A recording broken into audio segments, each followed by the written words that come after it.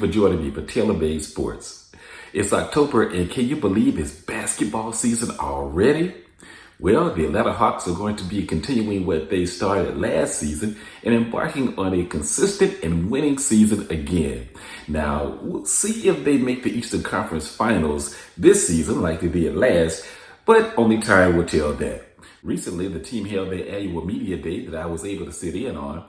And let's begin with head coach Nick McMillan speaking about Trae Young and how he can continue to improve his game.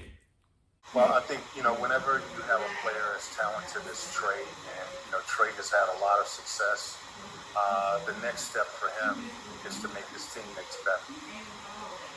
And I think that's the key, because now you're talking about winning games and being successful as a group. And, so anytime these young players, they turn into stars, normally the next step for them is the team. It's making that team better. And because now the next step for this organization is to win games and to be more consistent at winning. So I think that's the next step for Trae, to continue to do the things that he's been doing, continue to grow, but also continue to learn to make his teammates better. Thanks, Coach. Let's now move to the players. A lot of people will be watching DeAndre Hunter's continued growth and improvement, but he's coming off of knee surgery, and I had the opportunity to ask him about what his role will be going into the season and if he will be on a minutes restriction. I'll do training camp, and I'll see how I feel, the first couple of days. But as of right now, I have no clue, how much time I'll be playing or anything like that. Thanks, DeAndre. I had the opportunity to speak with Kevin Huerter about what he did over the summer by hosting a Hoops Fest basketball event in his hometown. You had a Hoops Fest during the summer at Clifton Park. How was that for you, as well as could we see you do something like that here in Atlanta?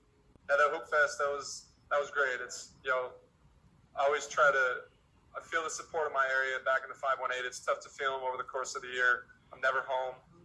Really, it's all over social media and what my close friends and family tell me. But there's a lot of people following me back up there, so I want to do something to give back.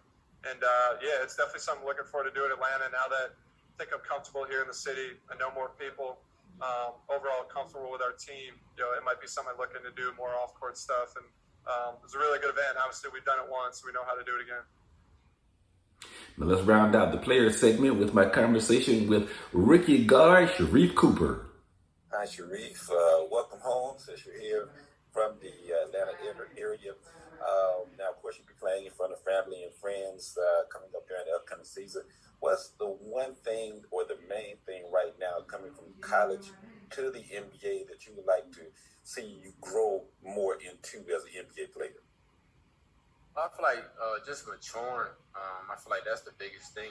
I feel like the skill set, being that we've been playing basketball for so long, it's kind of, in a good, good set. I feel like we could get a lot better, but, maturing, getting stronger, learning more about the game, developing your IQ. I feel like those are the things that kind of separates people at this level. So the experience has definitely helped with that. The amount of work I put in, I feel like it definitely helped with that. So I'm just looking forward to getting that first game under my belt, getting these training camp under my belt and learning from there.